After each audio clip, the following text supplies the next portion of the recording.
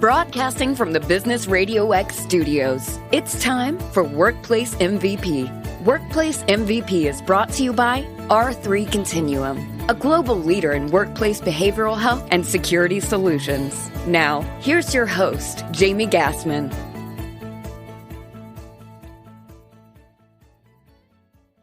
Hi, everyone. Your host, Jamie Gassmann here, and welcome to this edition of Workplace MVP.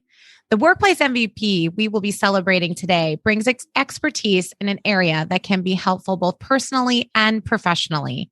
With us today to share his wisdom and knowledge regarding safety and security and crisis management is owner and managing director at Trident Manor Limited, Andy Davis. Welcome to the show, Andy, and thank you for joining us today.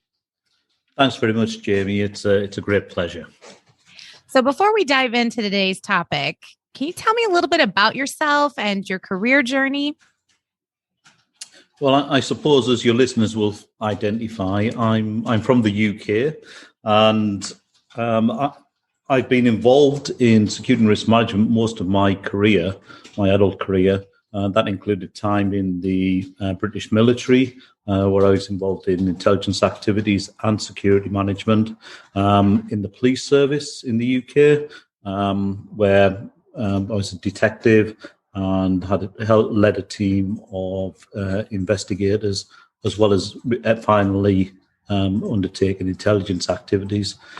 And then ultimately, I joined the Foreign Service, and I did roles equivalent to your RSO, Regional Security Officers, and that took me to Uganda, Colombia, working in Venezuela, Guyana, Panama, Saudi Arabia, throughout the Middle East, and Pakistan. Eventually, I entered the corporate world in the UAE, the United Arab Emirates, where I took a position as the corporate head of security. And then in 2013, I established Trident Manor, which is my own security risk management consultancy. Great. Wow. What a journey you've had with your career. So you recently held a free virtual event that was focused on personal safety and security for women. Can you tell us about that event and why it was important to you?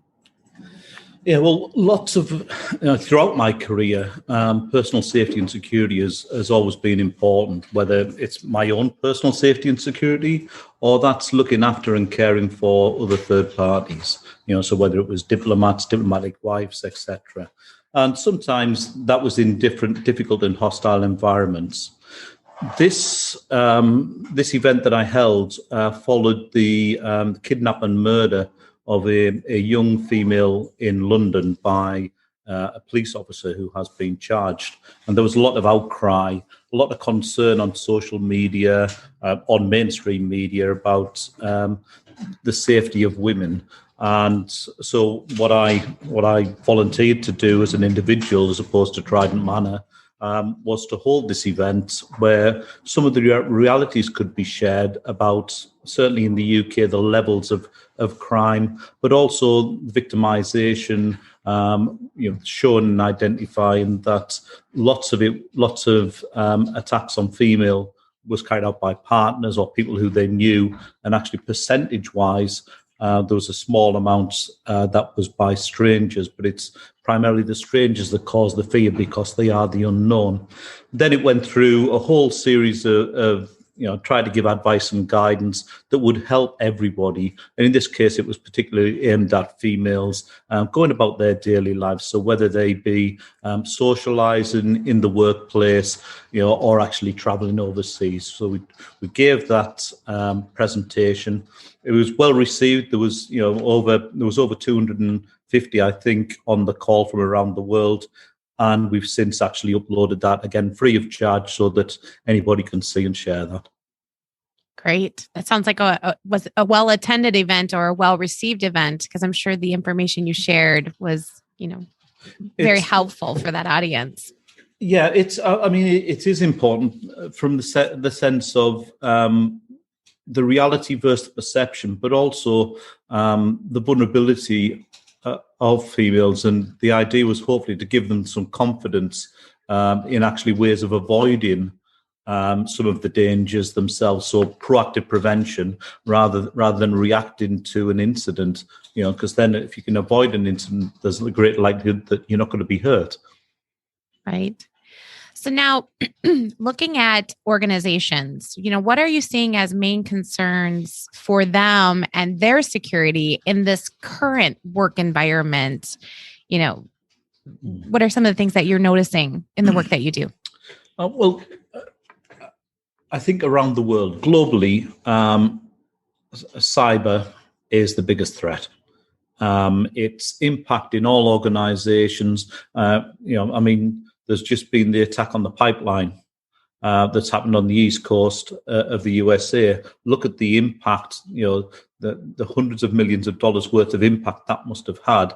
But that happens to individuals, it happens to organizations, and it happens, on a daily basis.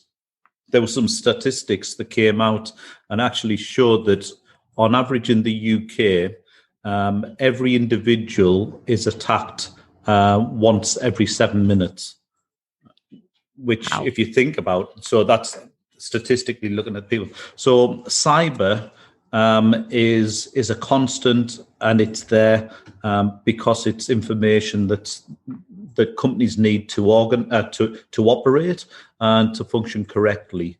There are other threats. There has been an increase in protests, and the protests have directly impacted retail, hospitality, museums, public services. But the primary threat that I see at the moment globally is from cyber. So you shared with me in a previous conversation that protection is primarily about common sense. Can you elaborate on this and what that means to a workplace leader? Well, you're saying to a workplace leader, and really it's to everybody. And one of the things that we really talk about as being a cornerstone of personal safety is situational awareness. And part of situational awareness is actually engaging with your brain, engaging with your senses.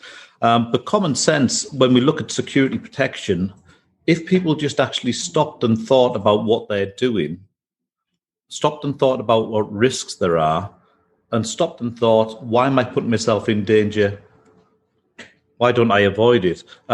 It's common sense. From a security practitioner's point of view, we look at things exactly the same. We'll look at things from a common sense approach. Good security, and when we talk about good security, it's not Gucci where you have the most expensive technical systems and the biggest barrier in the concrete walls. It's that where those of us need to continue with our lives, our business need to operate, and it's adopting a common sense approach. Common sense approach is understanding what risks exist for you and your business and taking proportionate steps to actually manage those risks so you can continue to operate, to function, create money, or to make money, but at the same time avoid unnecessary risks that exist.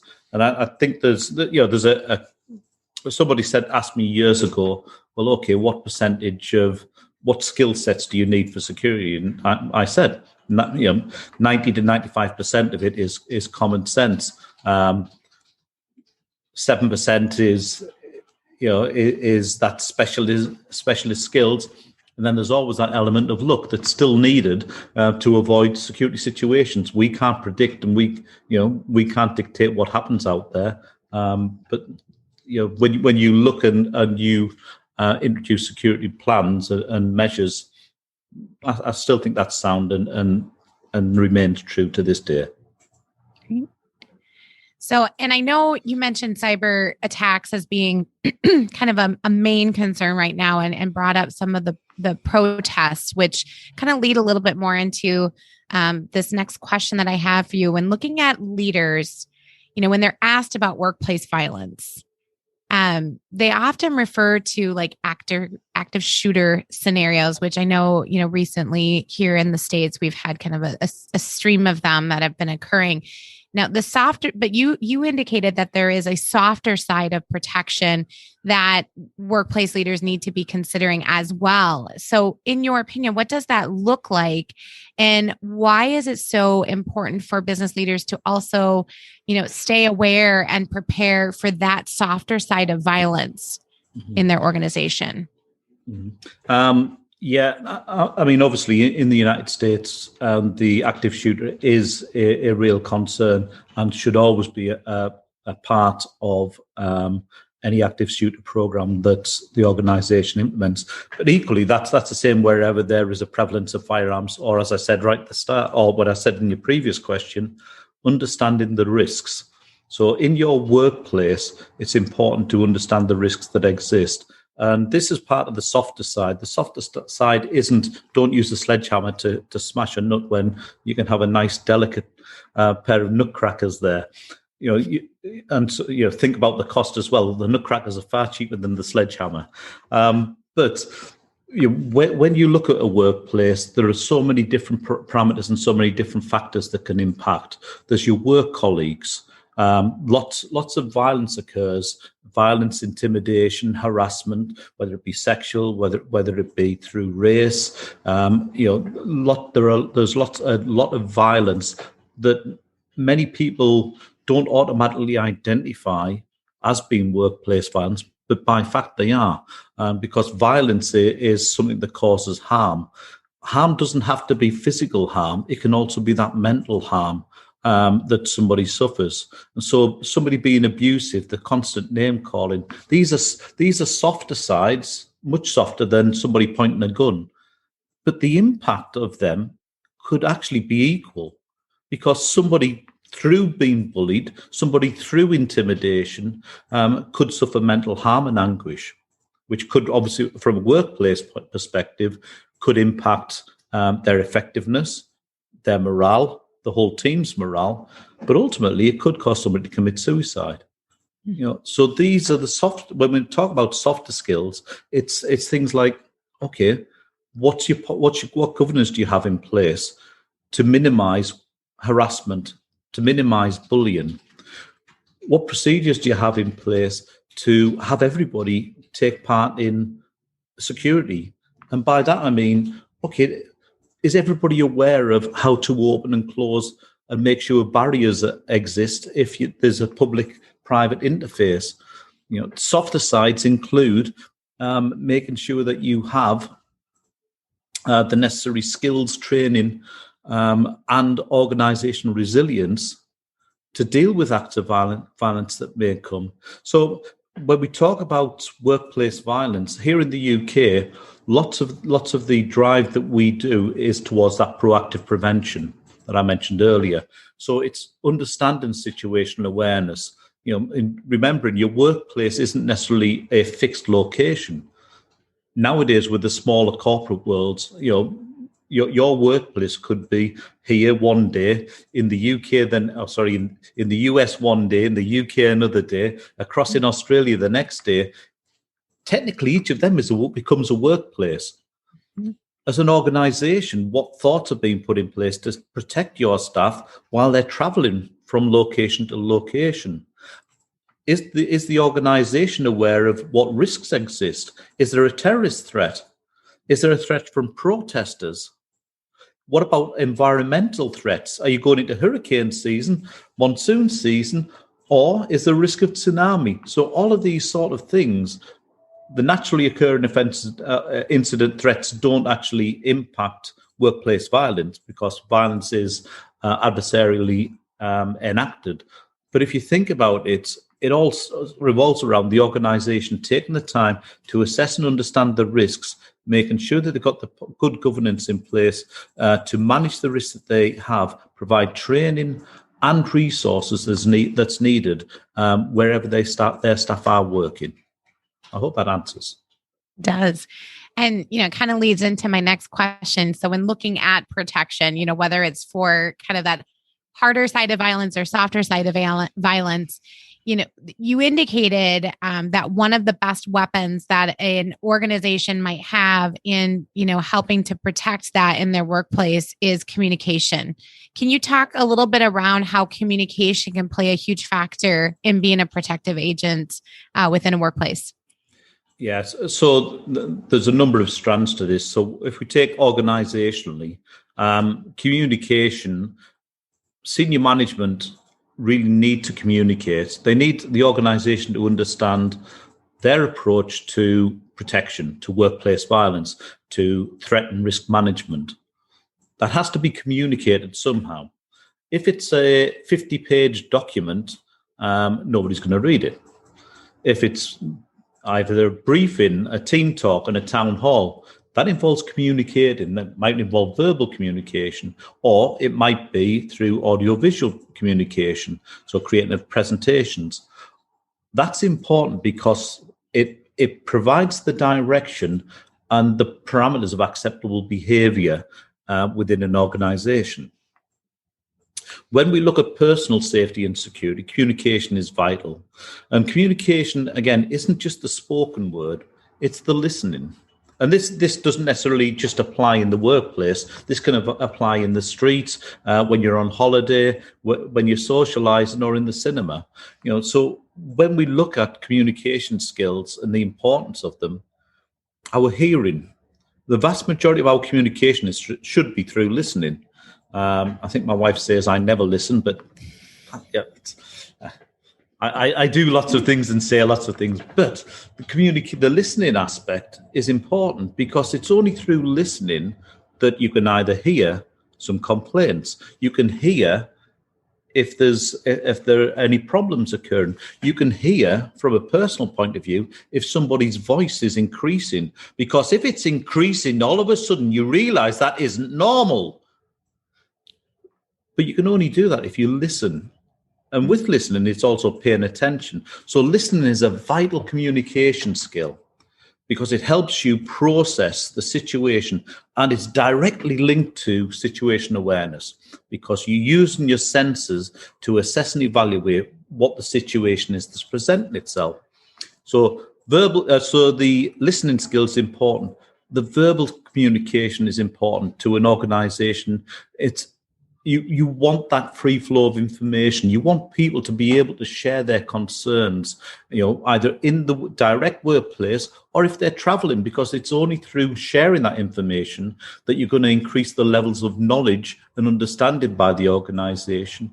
When you increase the levels of knowledge and understanding, you're able to take steps to actually manage and mitigate those risks that exist.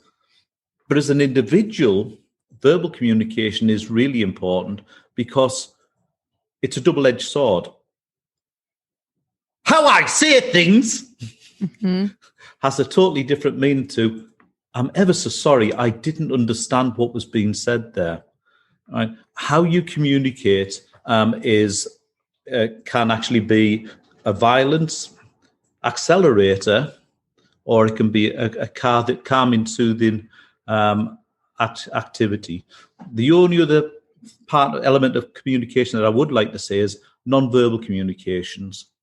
They really, really are important, because non-verbal communications help you read and interpret. It lets your brain function and identify potential triggers. So if somebody is angry, and I always show a slide of the amazing Hulk turning green, well, wouldn't it be wonderful if we knew somebody was going to be violent, they turned green? We really could avoid them. Life isn't that simple, but there are still certain violence indicators that people can be aware of, that they can see. So the clenching of fists, the pinpointing of pupils, the stare, the heavy breathing, the stance, all of these things, little non-verbal communication skills. But if you can understand them, you can interpret that and say there is potential for harm. If you can identify the potential for harm, you can actually extract yourself and avoid the situation. Great. So for business leaders and people in general, what are some things that maybe they're not thinking about that, in your opinion, they should be thinking about, probably even more so now, when it comes to personal security and safety, that you would like to share? Yeah, I said it earlier. The cornerstone for me of personal safety and security is situation awareness. If you can read, interpret, identify what's happening around you, is there an argument taking place? Is this can I smell burning? If you smell burning, what does that imply? Are you in a forest fire, or is it a case of somebody's burnt some food? But using your senses and actually being situationally aware is really, really of paramount importance in personal safety and security. There are many other things where we talk about business leaders, the communication aspects, keeping that flowing, keeping it fluid, understanding, listening, making sure that their policies are such that people can reach out, because what you want people to help support the protection of the business. The more they can protect the business, the greater the business is going to be. So why wouldn't you go that extra mile to actually give the tools and help support them to help you protect your business? So making sure that you have policies for I don't know what the term is in America, but whistleblowing. Is there a whistleblowing policy? Is there a health and safety policy? Are there grievance procedures? And these might seem, hold on, these are HR issues. What do they have to do with security? Well, security is all about protecting assets. It's about protecting people from loss, harm, or damage. It's about protecting assets, and it's also about protecting reputations. A business needs to protect its people, its assets, and its reputation to flourish. And so therefore, everybody has a part to play in security, and really the organization can go a great way to help. Well, and I think your employees will thank you for it too, and preparing them, because I'm sure, some of what you may teach in a corporate setting for protection of the organization and their employees can be things that are universal in helping them to protect themselves personally when they're not maybe at work. So there could be some underlying benefits for both professionally and personally for them. Yeah. So when it comes to personal safety and security, everything's transferable. All you're doing is changing the setting that you're in. And the environment that you're in. If as an organization you want to make sure that your staff who are traveling to, let's just say, East Africa, that they have the necessary skills and training. If they're going to be driving in Saudi Arabia, where road traffic incidents and deaths, mortality rates are sky high, that you provide them with them additional skills to drive safely and defensively. So there's things that the organization can do that help them, but the transferable benefits pass on to their staff, who in turn pass it on to their children, their families. And I've seen it work, and it is a wonderful feeling when a young kid comes up to you and says, "You can't do that because I've seen the little booklet that you wrote for my mummy," and she says it's marvelous, because what an organization should try to do is to build a security culture. It can't be done overnight. It can't be enforced, but it has to be driven by the actions of the top and the actions of the bottom, and meeting together. Great. Great advice. I love that security culture. So with that, we're just going to take a quick break and hear a word from our sponsor. So Workplace MVP is sponsored by R3 Continuum. Ensuring the psychological and physical safety of your organization and your people is not only normal, but a necessity in today's ever-changing and often unpredictable world. R3 Continuum can help you do that and more with their continuum of behavioral health, crisis, and security solutions that are tailored to meet the unique challenges of your organization. Learn more at www.r3c.com. So diving into some questions that are a little bit, that kind of go in the direction of where you've touched on it a little bit, but the domestic versus international security and crisis management. So is there a difference between what organizations should be doing when looking at their domestic versus international crisis management or security plans? Yes, I'm sure there's going to be many people from organizations say, no, they're all the same. Unfortunately, they're not the same. And the reason that they're not the same, and you can actually take it a step further. If you look at domestically, if you have a single site, then it's appropriate. Your corporation's based on a single site, and you're operating from there. Brilliant. Your crisis emergency response plans are built around that. And that's because the scenarios that you can face, the social impacts that can happen, the environmental impacts. Are you in an earthquake zone? Are you in a tornado alley? All of these things can impact your crisis management approach in that location. If you have multiple sites across the USA, then there's nothing to stop having an overarching corporate that provides the direction and strategy that the organization expects all of its different offices to take. But each office should actually have their own crisis management plan because they will need to deal with the crisis. Unfortunately, I've seen it where people have thought, let me telephone the USA and I'll get advice about this crisis that's happening. By the time somebody's woken up because of the time difference, people have managed to break through the walls, have come into the building, have started ransacking. They have to be localized. They have to be specific to what the organization is going to face. I've worked with organizations where they might have had 10 offices around the world, 2 or 3 individual countries. And we then build the crisis management plan specific for that location. There might be an overarching country one.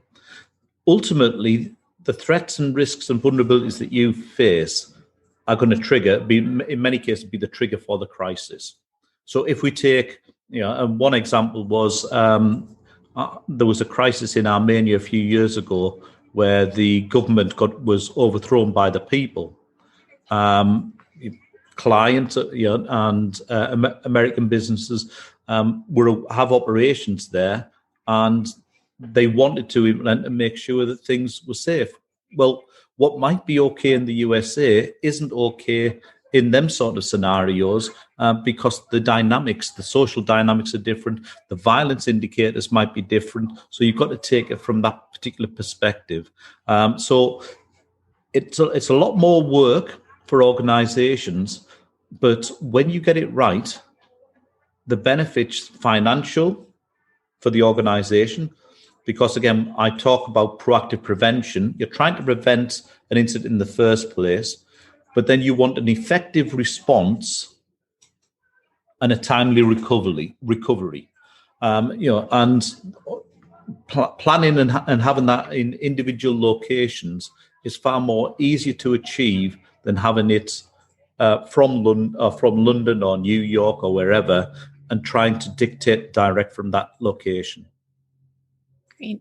So what should be considered when you have employees who are traveling? So it's, when you have like those permanent locations, maybe you've got employees that are traveling from the US to maybe another country, or maybe even just traveling within the United States as well. But if they're traveling internationally, or maybe they're relocating, or, what are some of the things that often get missed that employers should, make themselves aware of when they're considering those relocation or traveling scenarios? Yeah, well, one of the first things that I always advise, or I ask clients or businesses, can I have a look at your travel risk management policy?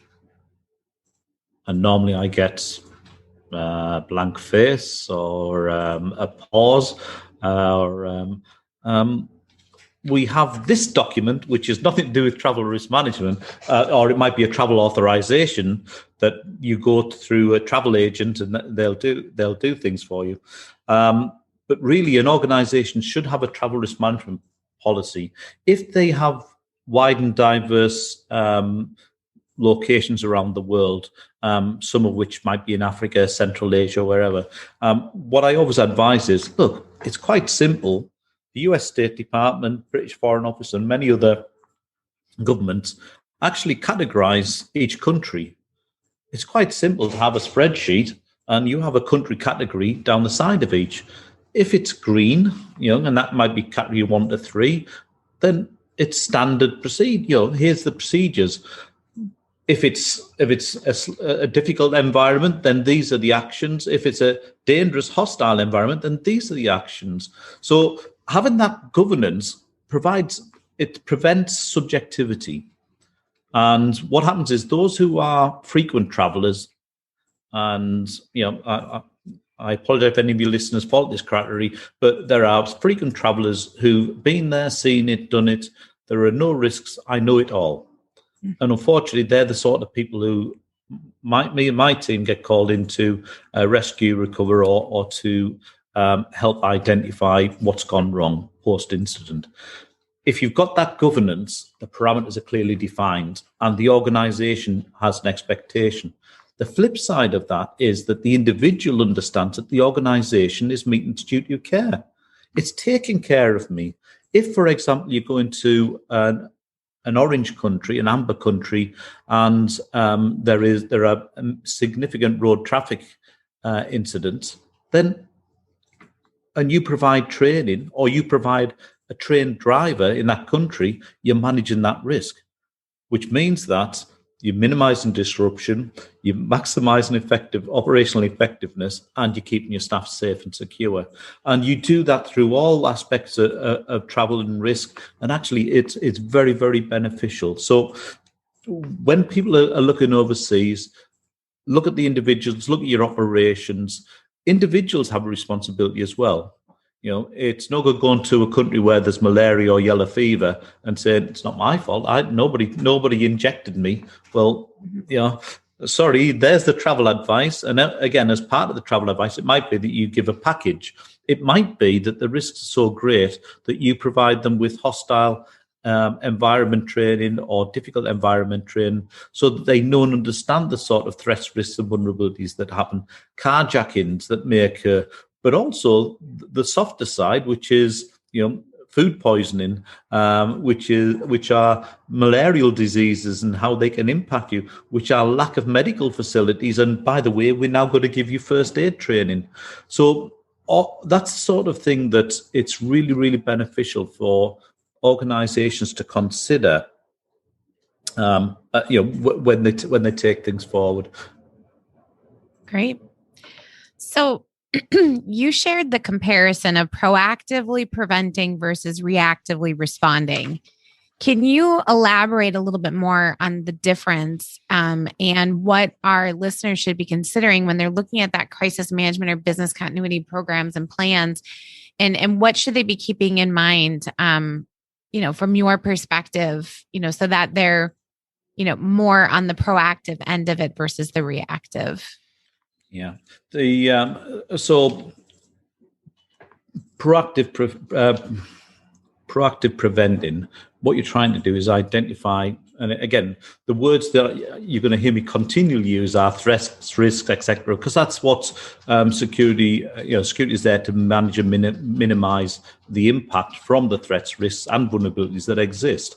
Proactive prevention is either individuals or organizations identifying the potential for harm or the potential for loss or potential for any other adverse aspect. If you can proactively identify it, then you can take steps to manage and mitigate it before you have to then deal with it. Reactive response or responding means that the incident has happened. You haven't seen it. You weren't aware of it. You didn't identify it. And now you're having to respond to it. But actually, your response might be survival, because you might be in a hospital bed in a third world country where there are poor medical facilities and you've got to wait 10 days for an emergency flight to come in and get you because there isn't the runway, there isn't the transport for whatever reason. But actually, from the organizational point of view, if you have to react to an incident, one, there's massive disruption. Two, it's resource intensive. And three, there is a massive cost implication. So the more you can prevent and minimize and mitigate the risks before they actually happen, the greater it is for an organization. But equally, the greater it is for me as an individual, because I can go about my life and I can enjoy the safaris, or I can enjoy visiting ancient temples, because I'm proactively helping myself and the organization stay safe. So, and looking at all of the advice you shared over the show so far, does it matter by the size of the organization when they're considering to implement a crisis management program or plan, or how much of it that they implement? I know sometimes I hear, well, we have, you kind of mentioned it, like we have this sheet of paper. This is what we go off of. Does it matter the size of the organization, or should all organizations, if they've got employees, be looking at that? It should be risk-based. So the primary, I always say to every organization, the primary documentation you have before you look at crisis management and everything like that is, risk management strategy and your risk assessment. Everything should be risk-based, because if you by default implement and design a certain process, so if as an organization you said every single sub-office will create an emergency crisis management response plan, somebody has to write that. Time is money. It impacts operations, and the effectiveness of what's being written may not be relevant, because it could be sheets of paper that gather dust, and when it happens, nobody knows where them sheets of paper are. So it has to be pragmatic. It has to be based on the pragmatic risks, or looking at the realistic risks that can impact that organization. If the risks are such that, I would say there's two aspects. It's the risk and the size of the organization, because the size will impact the severity, or can impact the severity of a crisis, and the disruption that it's caused. If you're a small office, so for example, in our office at the moment, there's 5 people. Is there a need for us to have a crisis management plan, or do we go by our risk management strategy? Actually, we've got our risk management strategy. We've got emergency response plans.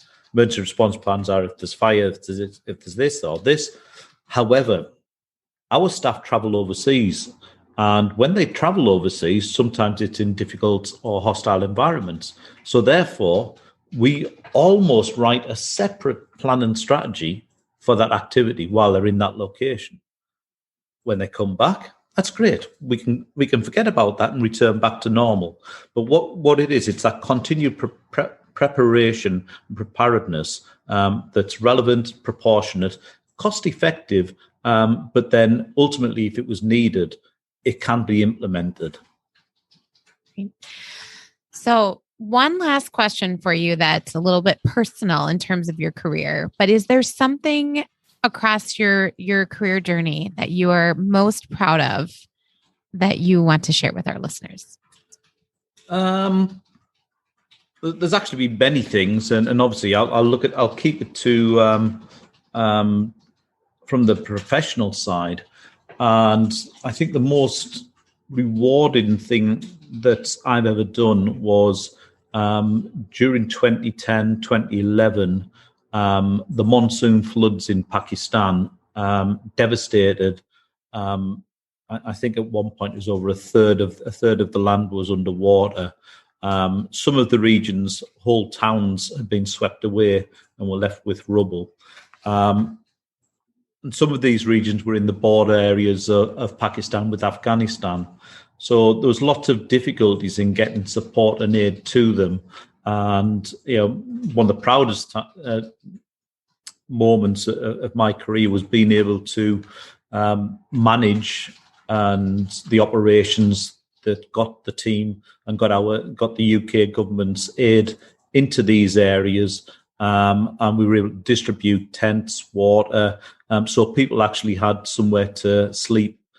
And actually, a year later, they were still living in the same tents.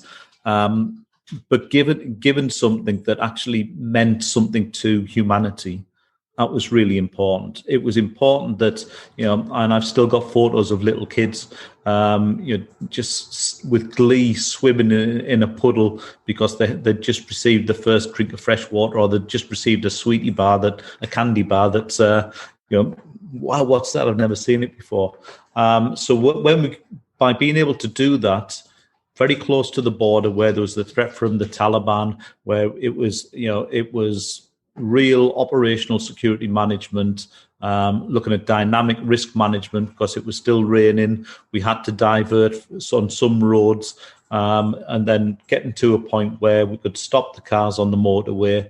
I always remember the head of the mission and we pulled over.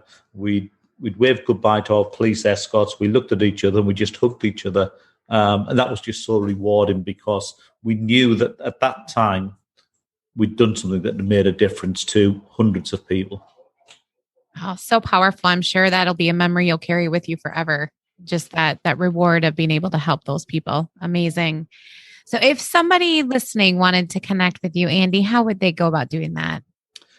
So I've been told that I'm a social media dinosaur.